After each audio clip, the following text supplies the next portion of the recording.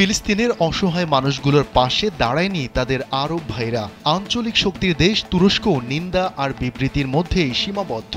এক ইরান ও ইয়েমেনের যোদ্ধারা নিজেদের যতটুকু রয়েছে তা নিয়েই মোকাবেলা করছে ইসরায়েলকে।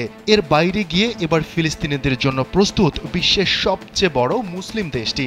এশিয়ায় অবস্থিত দেশটির নাম ইন্দোনেশিয়া। অবরুদ্ধ গাজা উপত্যকায় ১.৫ বছরের বেশি সময় ধরে চলা যুদ্ধে ক্ষতিগ্রস্ত ফিলিস্তিনিদের অস্থায়ী আশ্রয় দেওয়ার জন্য প্রস্তুত ইন্দোনেশিয়া। বুধবার বিশ্বের বৃহত্তম এই মুসলিম দেশের প্রেসিডেন্ট প্রাবোও সুবিয়ান্তো ফিলিস্তিনিদের আশ্রয় দেওয়ার বিষয়ে এই তথ্য জানিয়েছেন।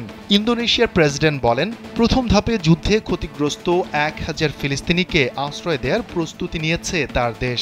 ক্ষতিগ্রস্ত এসব মানুষকে কিভাবে ইন্দোনেশিয়ায় সরিয়ে নেওয়া যায় সে বিষয়ে তিনি দেশটির পররাষ্ট্রমন্ত্রীকে ফিলিস্তিনি ও অন্যান্য পক্ষের সঙ্গে দ্রুত আলোচনা করার নির্দেশ দিয়েছেন। প্রেসিডেন্ট প্রাবোও সুবিয়ান্তো আরও বলেন, আমরা আহত, মানসিকভাবে বিপর্যস্ত ও এতিমদের সরিয়ে নিতে পুরোপুরি প্রস্তুত। ভুক্তভোগীরা পুরোপুরি সুস্থ হয়ে ওঠা এবং গাজার পরিস্থিতি তাদের ফেরত পাঠানোর জন্য নিরাপদ হওয়ার আগ পর্যন্ত তারা ইন্দোনেশিয়া থাকবেন।